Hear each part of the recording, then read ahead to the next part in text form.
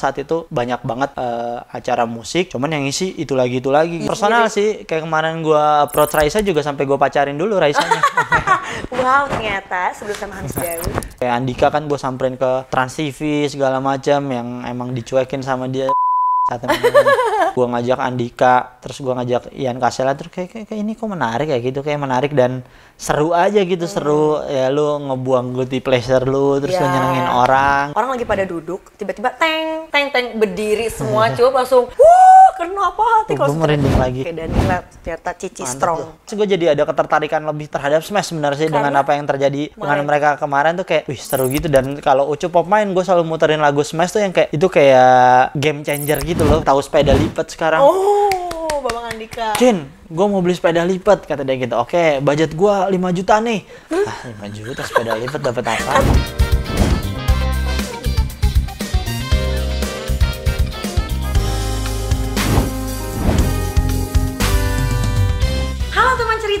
Selamat datang di Teritori, teman cerita Inventory. Ketemu lagi bareng sama aku Indi Arisa.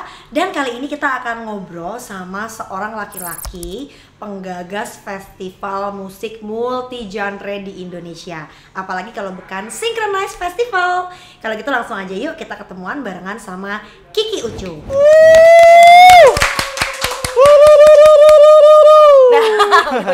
Udah seru. Oke ya. Jadi teman cerita kali ini begitu yang dikasih tahu dia akan ngobrol sama Ucu, abis itu langsung aku tuh kayak seperti akan tahan tawa nanti for the rest of interview gitu. Karena ini dengar beberapa kali Ucup di interview tuh kayak si hostnya bertiga tuh sampai kayak ketawa segala macam. Iya. Oh gitu. Emang Ucup tuh pernah nge-host apa gimana atau pernah siaran gitu nggak? Kenapa bisa kayak gitu? Kayak itu beda Ucup deh. Oh, beda ya? Ucup jangan gitu dong. Ya emang basicnya host sih dulu, MC ya. Terus di mana? Ya dulu Rolling Stone punya Rolling Stone Release Party setelah era Soleh Solihun, gue yang gantiin tuh. Gue yang gantiin, terus ya nge-MC beberapa pensi Jakarta juga nge-MC kok dulu. Oh pantesan, ternyata kalau dia diajak ngobrol, diajak cerita tuh fasih sekali dan biasanya storytelling itu panjang banget gitu ya. Masa? Nah, Cup, tapi yang paling menarik adalah sekarang yang sedang digandrungi ya oleh muda-mudi dan juga young adult dan yang di bawah muda juga, ini tuh lagi ramai banget. Synchronize Festival. Indi juga lately tuh kayak udah 3 tahun terakhir selalu ke Syncro, dan menurut Indi dari setiap tahunnya tuh selalu nambah jumlah si audiensnya tuh kayak signifikan banget gitu. Kayak gue compare dari pertama sama yang kedua tuh gila, ini makin rame dan 3 harinya gitu biasanya. Iya, betul. Nggak cuma seneng ya? Betul. Nah itu tuh gimana sih? Boleh sujud nggak nih? Boleh, jangan dong jauh, Cup.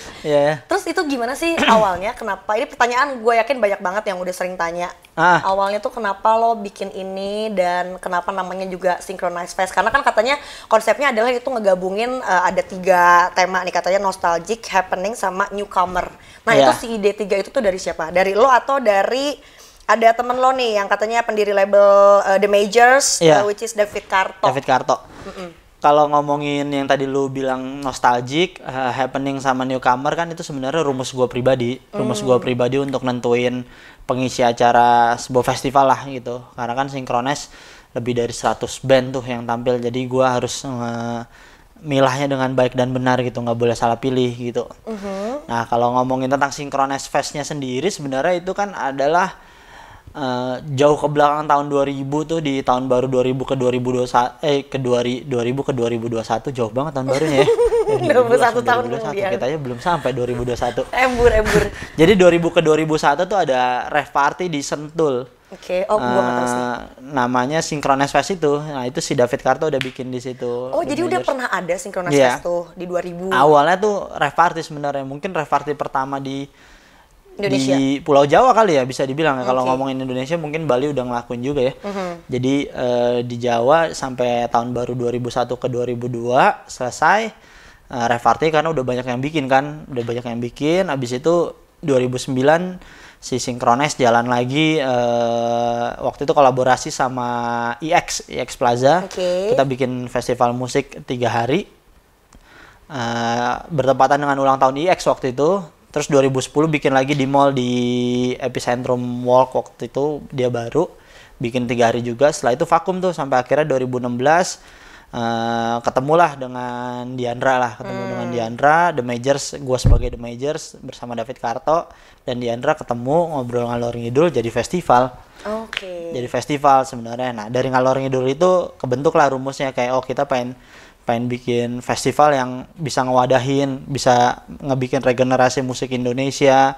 Karena kan saat itu banyak banget acara musik, cuman yang isi itu lagi gitu.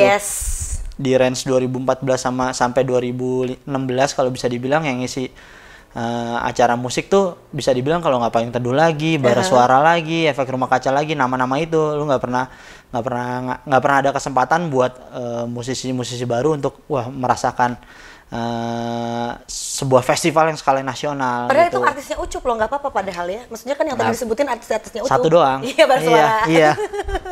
Tapi maksudnya Ucup nyadar gitu di situ kayak ini lagi yang main gitu kan. Iyalah, sadar lah. Kalau gue sadar, tapi di situ kan ada keuntungan buat gue. Jadi kayak cuman kan dari situ gue punya acara juga sama The Majors namanya Pop Up Gigs di 365 Kemang. Itu emang acara mingguan yang buat band-band baru gitu.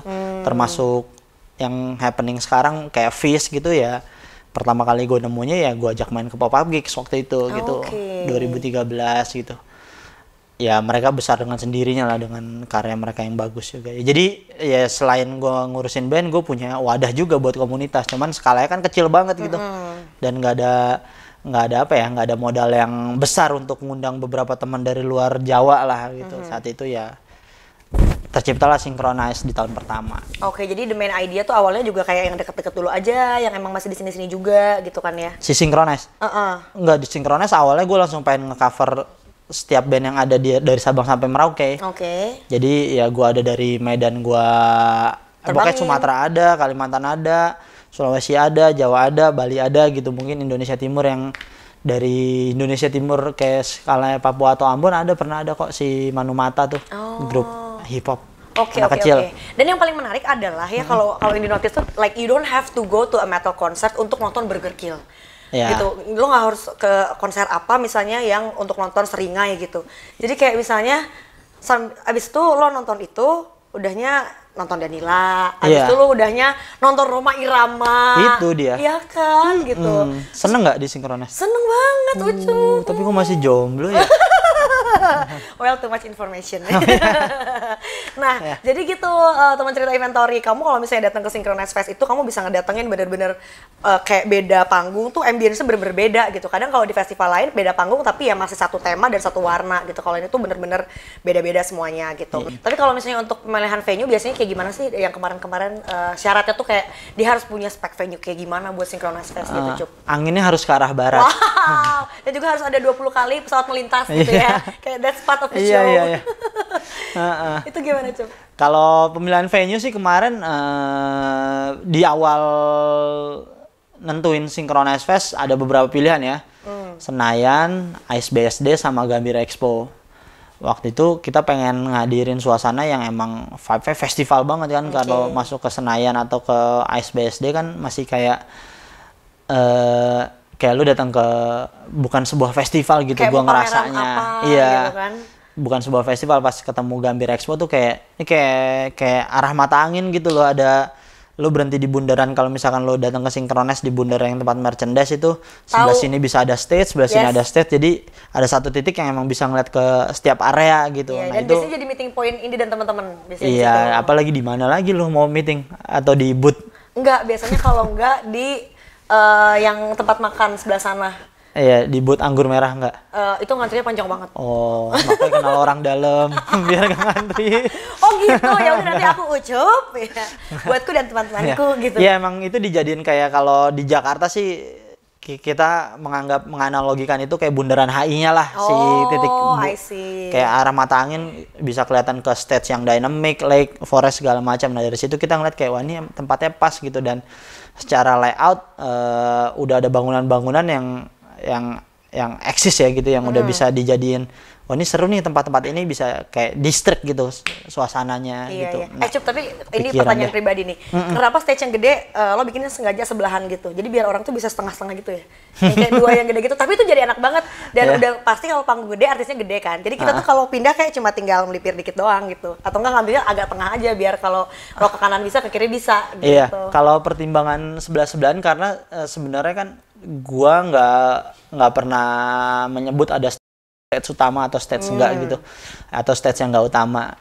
Kenapa itu lebih kayak ke luas area sih, area besar. Jadi kalau lu bayangin kalau area yang dynamic stage yang panggung paling gede dikasih stage yang seukuran kayak forest stage gitu tempatnya. Kalau nonton Killing Me Inside Reunion kemarin itu kan kayak kecil banget, aneh gitu. Makanya di situ kita ngeliat kayak wah ini seru nih jadiin sebelah-sebelahan, tapi gimana caranya biar secara audio tidak bertabrakan, walaupun pada perjalanannya terjadi aja tabrakannya gitu, kayak kemarin tahun 2019 tuh Silon Seven sama Tip X tuh bertabrakan tuh audionya. Oke. Tapi so far ini nggak ngerasa sih, karena emang ketika kita agak geser dikit tuh udah enak aja udah ya? Enak gitu, udah beda gitu, yang kayak udah nggak terlalu, kirain tuh kayak ini gila panggung gede dua-duanya sebelahan, habis itu ini tabrakan nggak sih, tapi ternyata ketika kita jalan di tengah tuh ada transisi yang kerasa kok, ada dulu dikit. Iya, gitu. pas di lorong itu kerasa, tapi kalau udah ke kiri kanannya udah nggak kerasa. Betul. Kalau udah ke yang aspalnya lagi tuh udah mulai kerasa. Itu lama tuh nguliknya sampai ngatur posisi soundnya ada di mana, bukaan lebaran soundnya berapa gitu, itu detail sih, teknis sih. Kita akan telepon orang teknisnya sinkronis sekarang, enggak ya? Oh enggak ya? Enggak usah. Tidak ada phone a friend ya. Tapi kepikiran nggak one day ini yang akan dibikin tour? Kalau dibikin tour sebenarnya udah sih Synchronize sekarang. Pre-eventnya kan selalu tour di beberapa kota besar. Untuk main eventnya gitu kayak. Kalau main event menurut gua sih sampai sekarang belum ada kepikiran itu ya. Karena menurut gua biarin si Synchronize Fest ini jadi selebrasi di satu tempat aja gitu. Ya kenapa Jakarta milihnya, karena bukan Jakarta sentris, lebih kayak biar memudahkan beberapa teman dari luar Jakarta yang emang mau datang ke Synchronize, karena semua penerbangan bertolaknya kan di Jakarta gitu. Misalkan lu mau bikin di salah satu daerah, misalkan kita ambil Bandung deh gitu, Bandung, orang dari misalkan kita ambil dari Palu gitu, ya mesti Jakarta dulu terus ke Bandung lagi gitu. 2 kali tetep gitu ya. Iya, maksudnya biar jadi sentrisnya gitu ya, mau nggak mau kan ya ibu kota dan semua informasi keluar dari Jakarta, jadi kayak ini udah jadi tempat yang tepat gitu. Dan untuk masalah artis nih Cup, udah dengar juga ini tentang ceritanya Ucup yang panjang lebar tentang approach Bang Roma, itu kan ceritanya viral banget tuh. Nah tapi katanya emang dengar-dengar konsepnya Syncro ini tuh kalau mau approach artis tuh emang personal gitu. Ini emang konsepnya kayak gitu, atau ini mah kayaknya emang linknya lu aja sih yang emang banyak personal sendiri sih. Kayak kemarin gua approach Raisa juga sampai gua pacarin dulu Raisanya. Wow, ternyata sebelum sama Hamis Daud. Tahu lah, udahlah, ini lu sebelah ini muka Hamis Daud itu nggak mungkin nih. Nanti diedit nih ada Hamis Daud gitu di sini. Ya ada ke beberapa nama tuh personal ya, karena gue pengen mereka tahu juga si mood yang mau dibangun Synchronize itu seperti apa sih tujuannya Synchronize gitu, termasuk yang cerita kalau misalkan nonton dengar podcast tuh ada gue cerita Roma sama Andika, ya emang personal gitu, gue ngebangun komunikasi yang emang biar mereka tuh nggak ngerasa kayak ya udah nih transaksional doang gitu, tapi enggak nih, kita nggak transaksional nih, kita rencananya seperti ini, ada tujuan yang mau dicapai lah. Kebanyakan sih seperti itu, kecuali yang udah emang kenal deket jadi link gue gitu. Bahkan yang udah jadi link gue juga gue tetap personal untuk kayak ngobrolin lu ngapain ya nanti di Synchronize seperti apa gitu ya. Karena itu kan ngebangun trust ya, ngebangun trust sama ngebangun respect juga gitu, bukan sekedar Synchronize tanggal segini ya, siap ya, siapin jadwalnya ya, budget segini, oke siap, selesai udah gitu aja kan. Nggak ada rasa gitu, makanya gue kayak yang pengennya ya ngebangun. Kadang gue ajak tidur di rumah dulu. Bang Roma Bu ya. Ya Andika aja yang belum gue wujudin, gue tolak mulu minta nginep. Ini orang bareng mulu sama Andika ya. Nah Cup, terus itu gimana, berarti kayak katakanlah Bang Roma gitu ya, sudah gitu kan kalau buat kita ya generasi muda tuh kayaknya untuk orang seumuran kita buat nge-reach Bang Roma untuk main di event kita tuh kayaknya kayak terlalu jauh to reach gitu. Iya. Nah itu gimana Ucup nyarinya, kayak lo cari dulu kontaknya ke siapanya, abis lo sampai datang ketemu dia in person dan ngobrol langsung, kalau dia langsung tuh gimana? Waktu itu David Karto tuh waktu itu yang dapat kontaknya dia dari Mas Dwiki Darmawan. Waktu itu kontakannya Dwiki Darmawan ngasih kontaknya Rhoma Irama ke David Karto yang kontak, ya terjadilah pertemuan yang gue ceritain itu. Di situ gue ceritain juga kalau dapatnya dari Dwiki Darmawan kan. Ya nyarinya dari situ. Kalau yang untuk Rhoma ya, kalau untuk yang lainnya kayak kemarin approach Didi Kempot, si Karaoke Melayu, ya gue sendiri, gue datengin sendiri yang emang ya gue buka omongnya sendiri. Kayak Andika kan gue samperin ke Trans TV segala macam yang emang dicuekin sama dia. Tapi pernah nggak sih Cup, kayak misalnya katakanlah Bang Rhoma gitu, kayak begitu lo approach, apaan enggak, gue kayaknya enggak lah event kayak gini, ini mah gue kayaknya nggak nyambung deh, kayaknya gue nggak bisa deh. Pernah nggak gitu sih mereka? Kayak misalnya kayak Krakatau juga, atau yang senior lah, Iwan Fals gitu. Nggak ada sih yang kayak gitu, karena gue selalu menjelaskan sih apa sih Synchronize gitu. Dan pas gue approach selain Rhoma Irama kan Synchronize sudah berjalan, jadi gue udah punya track record yang bisa gue kasih lihat gitu. Yes. Pas Pak Haji yang pertama kali itu 2016, karena belum ada track record ya kan. Itu agak PR memang ya. Iya, emang mesti presentasi kenapa tujuannya seperti apa, dan ya sampai ceritain industri yang terjadi kayak gimana, sampai kan waktu itu yang datang bertiga, David Karto, gua sama David Harigan. Terus yang datang-datang ada lukisan ya itu kuda dia. gede banget itu. Ya itu dia. Di pokoknya setiap tempatnya dia ada lukisan dia pasti. Jadi ya David Karto buat yang buka jalan, gue yang cerita tentang si Synchronize-nya maunya kayak gimana, David Harigan yang kayak yang untuk kenapa mau ngajak Pak Haji gitu, dengan histori yang dibangun kan. David Harigan kan bisa dibilang penggiat, bukan penggiat musik ya, kayak apa ya kalau kayak gitu ya, yang emang orang tahu banget tentang musik deh gitu, tentang perjalanan ya kayak gitulah pokoknya. Ya dia cerita dari ya si Rhoma Irama dulu, dia kan ngikutin ya, si Rhoma Irama ngerasa dihargai nih gue nih di sini, karena mereka ngerti gue banget gitu, tahu perjalanan gue seperti apa gitu. Ya berhasil lah saat itu. Nah berikutnya lebih mudah. Kalau Krakatau sih lebih kayak, karena kan Krakatau tuh masih Indra Lesmana juga di situ. The Major sama Indra Lesmana lumayan deket kan gitu. Dan ya manajernya Krakatau waktu itu kan Mas Doni juga ya emang kenal kita juga gitu, kenal deket. Oke, baik. Gak terlalu rumit lah, paling yang bisa diceritain panjang lebar ya si Rhoma itu aja kemarin tuh.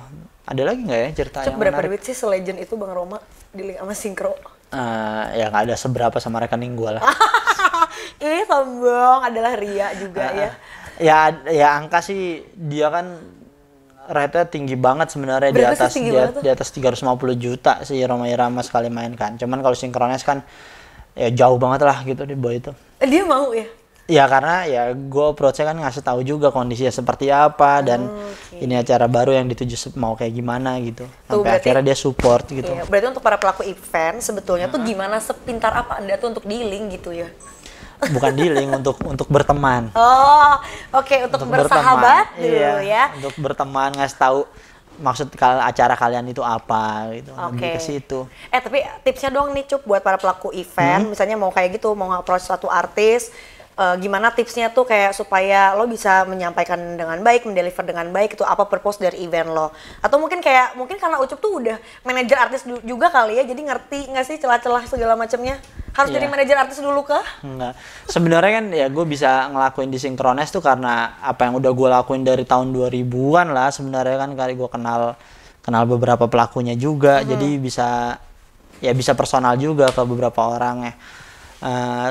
Intinya sih asal bisa menjelaskan tujuan acaranya dengan detail dan apa yang dimau, ya mungkin band manager lebih terbuka untuk ngobrol gitu. Kenapa gue minta harga segini, karena tujuan acara ini seperti ini, yang dituju adalah kayak gini, ya asal jelas aja lah. Kebanyakan kayak ya nggak menyalahkan juga, maksudnya beberapa penyelenggara gitu kadang buat dapetin harga murah pakai bahasa charity gitu bahasanya. Ada yang kayak, oh ini ada charity-nya kah, buat apa, oh kayak gini ya, wah oke. Charity mulu, lama-lama artis yang butuh charity. Kalau charity sekali 2 kali oke, tapi kalau lama-lama tiap balik ke gue charity mulu gitu kan ya. Ya nggak menyalahkan, tapi kan sebenarnya ada approach yang lebih bijak lah sebenarnya, karena ya tujuan lu apa, buat mengembangkan kota mungkin, ya, jujur buat aja gitu ya. Ya buat apa segala macam gitu ya, dikasih tahu aja. Nah itu pentingnya, kenapa gue selalu bilang kalau misalkan gue ditanya pentingnya riset apa yang mau lu buat, apa yang mau lu tuju gitu, lu harus matang banget sampai akhirnya lu oke, gue datang ke artis nih begini nih gue ngomongnya gitu. Jadi pede banget sama produk yang akan lu bawa gitu ya. Produknya gini. Nah untuk hari H prakteknya nih, itu tuh kan kayak 3 hari, abis tuh penontonnya sekian banyak yang datang, artisnya juga sekian banyak, ratusan Cup. Itu berapa total kru yang Ucup butuhkan, dan juga kayak volunteer gitu tuh ngambilnya berapa banyak? Plus nih siapa tahu kalau ada yang nonton, pengen banget jadi volunteer untuk sinkro. Nah itu tuh persyaratan yang lo pilih tuh apa sih Cup? Kalau jalan kiri duluan. Kenapa? Ya nggak apa-apa, biar nggak, kalau kanan duluan suka goyang gitu kalau jalan. Berarti dinilai dari nggak bisa dilihat kakinya ya. Pertama dia memasuki ruangan ya, kiri dulu apa kanan dulu? Terus. Nah, kalau pekerja sih, pekerja hari pasti banyak ya, dari mulai yang jaga tiket sampai floor, kru floor, stage crew, show management, mungkin hampir lebih dari 200 orang kali bisa jadi ya, lebih dari 200 orang gitu. Lebih dari 200 orang, buat di talentnya aja udah banyak. Di talent aja bisa sampai 50-an tuh gua mempekerjakan orang buat hospitality dan lain-lain. Ya lebih dari 200 orang kayaknya deh, lebih dari ya. Kalau untuk jadi volunteer sinkronis sebenarnya kita nggak pernah open submission sih. Kita ada satu program bareng sama Archipelago Fest. Waktu itu bahasanya kayak working experience. Jadi emang mereka submit CV mereka, nanti kita akan kurasi sampai 10 orang dipilih untuk bisa ikutan kerja di Synchronize ya, bukan volunteer ya. Dan 2018, 2019 berjalan, 2020 sebenarnya ada, cuman kan kondisinya kita belum tahu nih.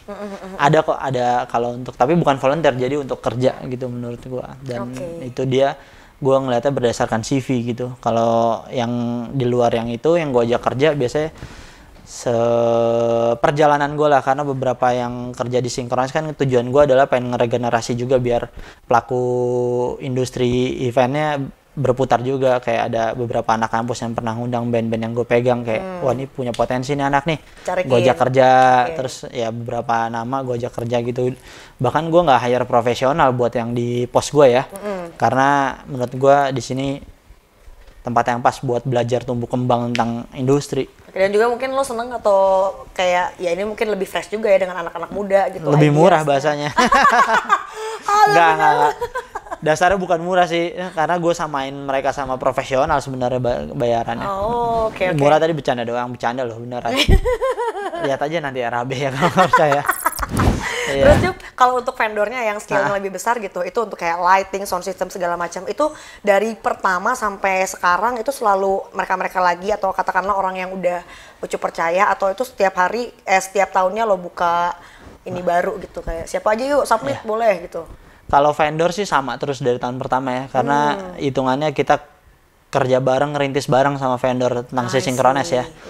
Karena tahun pertama tuh nggak ngitung bisnis sama sekali, karena emang mereka support sampai akhirnya saat kita udah seperti sekarang ya kita harus balik support mereka gitu. Intinya vendor sih nggak diganggu gugat. Oke. Berarti ya itu ya, mungkin kalau Indi bilang event dengan orang-orang yang sama, ngebriefingnya nggak usah ribet-ribet amat ya. Iya. Iya kan, udah kayak auto running udah tahu gitu. juga.